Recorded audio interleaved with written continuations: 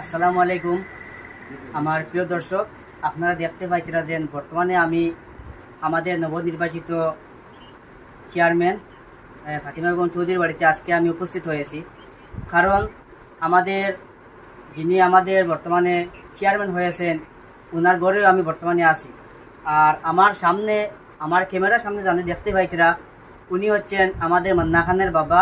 তো ওনার নাম ধরে আমার পক্ষে সম্ভব নয়, তবুও আমি নাম ধরে পারছি না, কারণ আপনাদের সুপরিচিত ব্যক্তি।